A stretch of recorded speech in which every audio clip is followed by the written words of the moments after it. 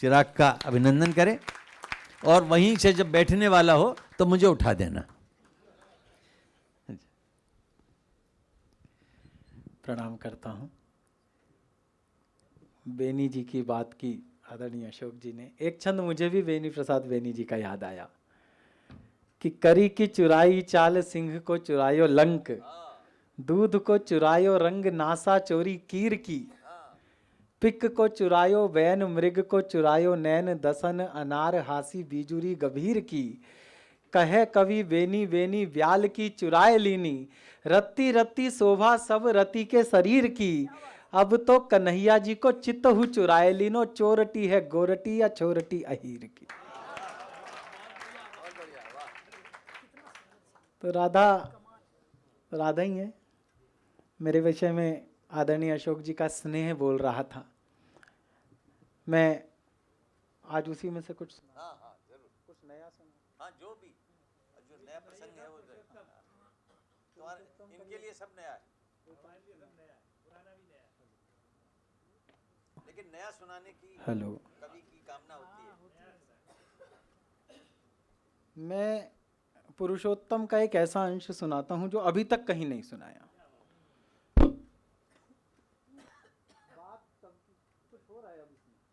इसका बटन दबा दो।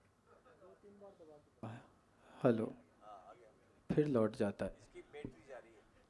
लोग किस्तों में मुझे कत्ल करेंगे शायद, सबसे पहले मेरी आवाज पे तलवार गिरी। फिर गया। इसका माइक नहीं, इसकी बैटरी गई, बैटरी बदलवा दो या बैटरी बदल दो। ये देख लो, ये देख लो।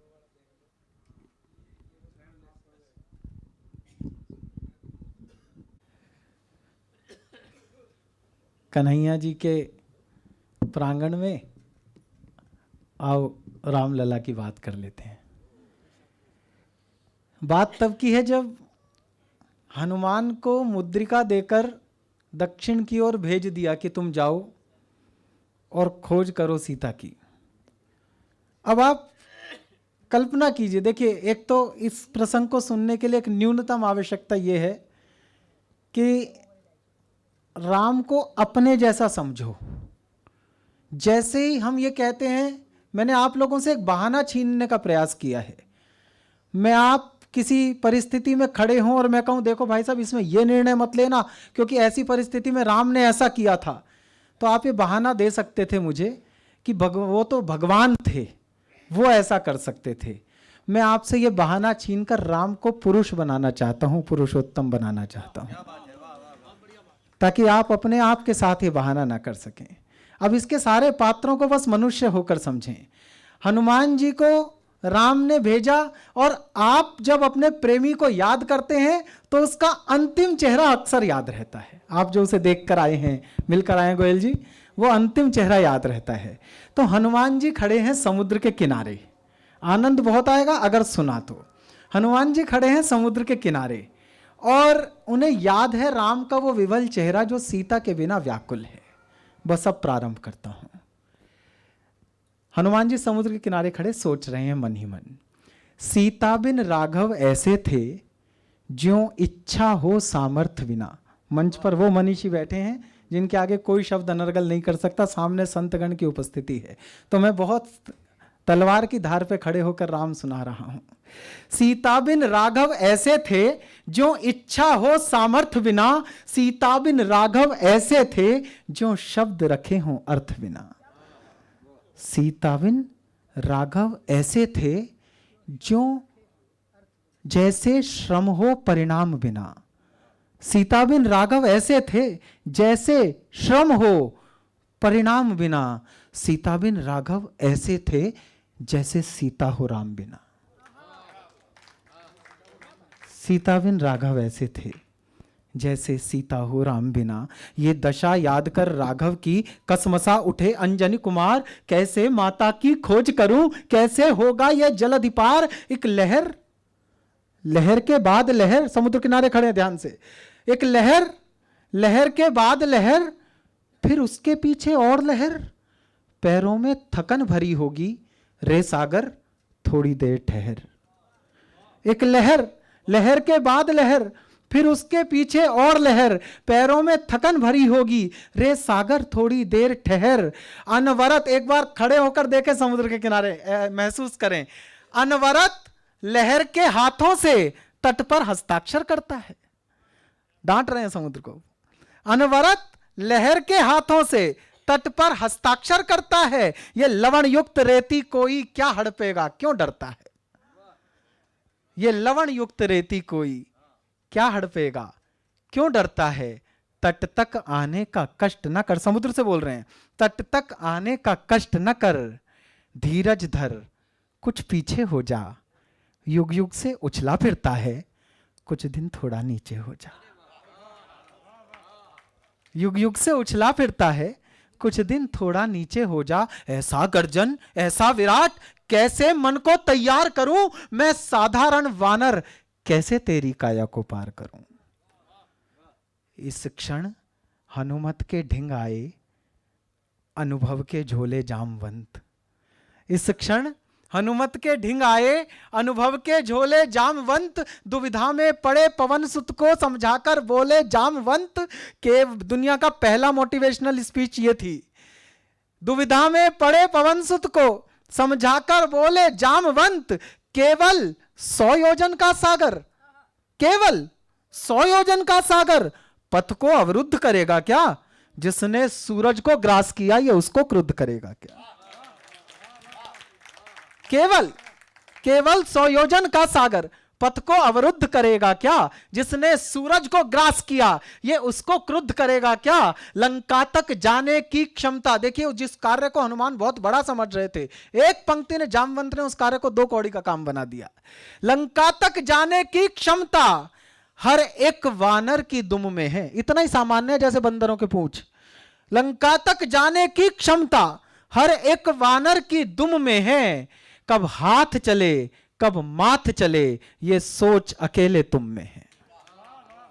कब हाथ चले कब माथ चले, ये बूझ अकेले तुम में है। सीता जी लंका में ही हैं, ये तथ्य किसे है ज्ञात नहीं। पर दूत बने रघुनंदन का, ये सबके बस की बात नहीं। सीता की खोज नहीं करनी हमको केवल लंका जाकर। काम क्या था, सीता को थोड़ी खोजना था, वो तो संपाति ने बता दिया था, वो तो जटायु बता चुके थे, वो तो सुग्रीव ने अपनी आंखों से देखा था। सीता की खोज नहीं करनी हमको केवल लंका जाकर। वह जाएगा जो लौट सके दशकंधर को कुछ समझाकर। वह जाएगा जो लौट रहा, हनुमान ही क्यों, वह जाएगा जो लौट सके दशकंधर को कुछ समझाकर। समझा पाए लंकापति को राघव से वैर नहीं करना, सिखला पाए अभिमानी को नैतिकता के बल से डरना। और वो तर्क देता हूं कि वो हनुमान ही क्यों थे।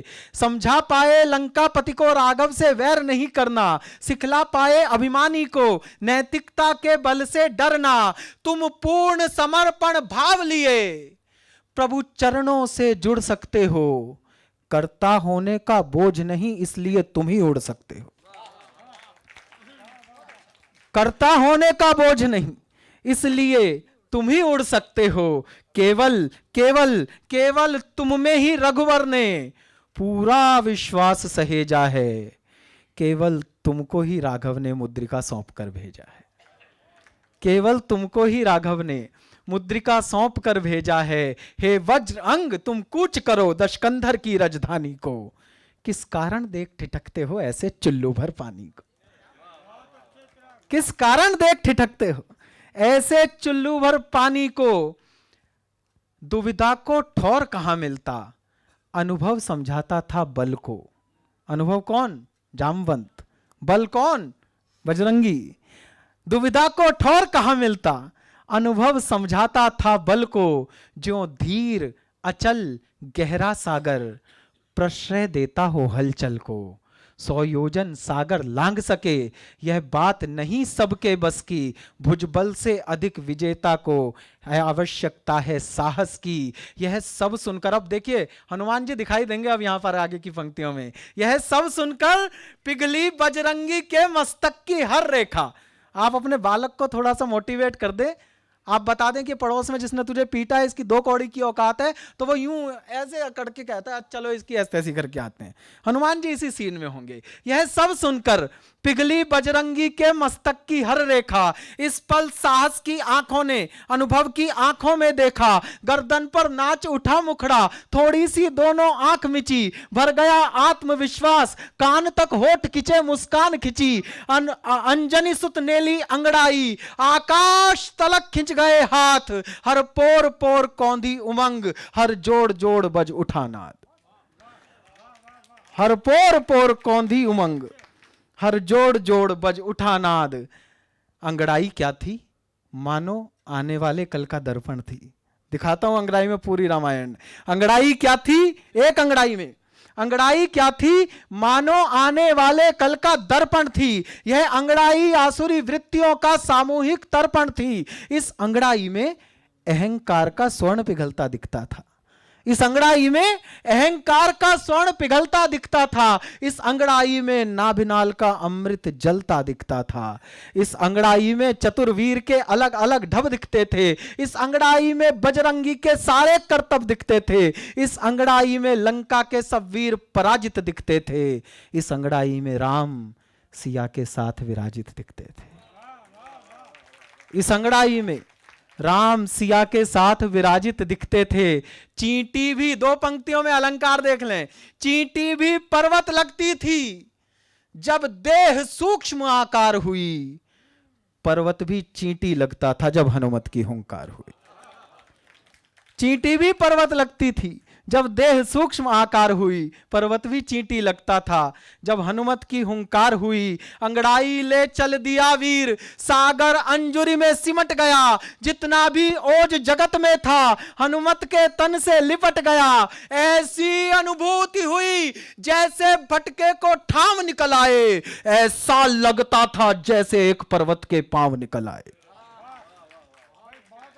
ऐसा लगता था जैसे एक पर्वत के पांव निकल आए। 4 पंक्तियों में वो छलांग दिखाता हूं जिसमें बाबा ने इतनी सारी चौपाइयां खर्च की हैं। 4 पंक्तियों में वो छलांग देख पाए तो देख लेना। अंतिम 4 पंक्तियां, ऐसा लगता था जैसे एक पर्वत के पांव निकल आए, भर गई ना अभी तक श्वास और पंजे के बल से धरा रुकी, घुटनों से आकर सटा वक्ष, ग्रीवा उचकी और पीठ झुकी, धरती को हाथों से धकेल बजरंगी ने जो ली छलांग, घबराकर सिमट गया सागर, हनुमत क्षण भर में गए लांग। घबराकर सिमट गया सागर, हनुमत क्षण भर में गए लांग।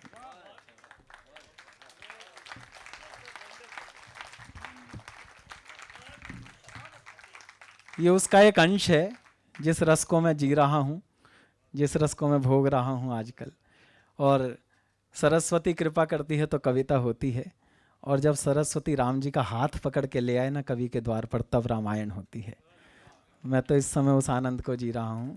त्याग दी हर कामना निष्काम बनने के लिए, 3 पहरों तक तपा दिन शाम बनने के लिए। राजनीति छीन कर ले गई आपके राम आपके हाथों से, और सॉरी टू से आपने जाने दिया। अगर राम जी की जय बोलोगे तो इस वाले दल के वोटर होगे, राम जी की जय बोलने में चूक जाओगे तो शायद उस वाले दल के वोटर होगे। राम जी तो हमें बचपन में गुडलने के साथ मिलते हैं, हम लुढ़क कर चलते हैं तब मां गाती है, ठुमक चलत रामचंद्र बाजत पैंजनिया। जीवन भर राम राम कहकर एक दूसरे से मित्रता करते हैं, संबोधन बन जाते हैं राम हमारे। और जब दुनिया से जाते हैं ना तो पीछे चलने वाले हमारे साथ राम को अलग नहीं होने देते, हमारे पीछे पीछे चिल्लाते हुए आते हैं राम नाम सत्य है। राम को हमसे राजनीति अलग ना कर दे, वापस लौटा कर दे रहा हूं आपके हाथ में, संभाल लेना उन्हें। त्याग दी हर कामना निष्काम बनने के लिए। एक और चिंतन बताऊं राम का। राम हमसे इतना प्रेम करते हैं, जब हम राम का नाम लेते हैं तो राम उस नाम के उच्चारण से निकली हुई ध्वनि का एक भी अंश अपने से अछूता नहीं रहने देते। इसीलिए जब आप बहुत जोर से चिल्लाकर राम का नारा लगाते हैं तो ध्वनि दूर जाती है और राम को आपसे दूर जाना पड़ता है। और जब आप धीरे से राम बोलते हैं तो राम आपके हृदय में आकर विराजमान हो जाते हैं। इसीलिए राम को शोर मत बनाओ, राम को संस्कार बना लो। त्याग दी हर कामना निष्काम बनने के लिए, 3 पहरों तक तपा दिन शाम बनने के लिए, घर नगर परिवार ममता प्रेम अपनापन दुलार, राम ने खोया बहुत श्री राम बनने के लिए। अंतिम एक बात और कहने का मन है आपसे। मैं प्रारंभ में ये सोच रहा था कि मैं कविता पाठ की औपचारिकता निभाऊंगा, मेरा मन हुआ कुछ कहता हूं। आपको पता है पूरी दुनिया में, संतगण सामने बैठे हैं, पूरी दुनिया में होली जैसा त्योहार दुनिया के अन्य किसी देश के नागरिकों को नहीं दिया गया, अन्य किसी संस्कृति को नहीं दिया गया जिसमें पराई स्त्री को स्पर्श करने की अनुमति मिलती है। यह त्योहार सिर्फ हमारे पास है। और पता है यह त्योहार हमारे पास क्यों है? क्योंकि हम मर्यादा पुरुषोत्तम राम के वंशज हैं। हमें हमारी संस्कृति ने सिखाया है कि जब 3 उंगलियों पर गुलाल रखकर किसी अनजान स्त्री के गाल पर लगाओ तो इतनी मर्यादा रख लेना कि वो गुलाल उसके गालों को छू जाए, तुम्हारी उंगलियां उसके गालों को ना छूने पाए। हमारी मर्यादाओं की परिभाषाएं बहुत बड़ी हैं, हमने उन्हें छोटा बना दिया। फिर से तो मैं नहीं, याद ही नहीं है मुझे। गुलाल लग गया, अब तो दूसरा कोट करना पड़ेगा। बहुत अच्छा लगा। अभी वो अशोक जी को बुलाऊं उससे पहले आपके ब्रज का एक और धन्यवाद कर देता हूं। ये जो टैरिफ का हम पर अटैक हो रहा है, ट्रंप जो कर रहे हैं, इसका कारण भी आपका ब्रज ही है। सच बता रहा हूँ, झूठ नहीं है ये। अभी कुछ साल पहले ट्रंप आए थे 6 घंटे के लिए, आप तो प्रशासनिक लोग हैं, आप लोग जानते हैं, कुल 6 घंटे के लिए आए थे और मोदी जी ने उन्हें सीधे आगरा भेजा, जैसा भी वेद भाई ने भी बताया था। नहीं, गलत मत समझिए, आगरा में हमारे पास एक सौंदर्य का प्रतिमान है, वो दिखाने के लिए भेजा, चिढ़ाने के लिए भेजा बेसिकली। तो वो वहां गए, 2.5-3 घंटे में बौखला गए और 2.5-3 घंटे में प्रोटोकॉल ऑफिसर से कहने लगे मुझे वापस दिल्ली लेकर चलो। तो प्रोटोकॉल ऑफिसर को लगा, नाराज हो गए, 6 घंटे का प्लान था, ये तो 2 घंटे में बौखला गए हैं। उन्होंने मोदी जी को इन्फॉर्म किया, इधर मोदी जी परेशान, कि अतिथि बुरा मान गए हैं, पता नहीं क्या हो जाएगा। वो एकदम कुर्ता वुर्ता पहन के तैयार होकर ट्रंप से मिलना है। ट्रंप एकदम बौखलाए हुए, पसीना पसीना, बाल वाल बिखरे हुए मोदी जी के पास आए। मोदी जी ने पूछा क्या हुआ जी, आगरा अच्छा नहीं लगा? बोले नहीं नहीं, आगरा बहुत बढ़िया है, पहले मुझे ये बताओ असली पंछी पेठे की दुकान कौन सी है।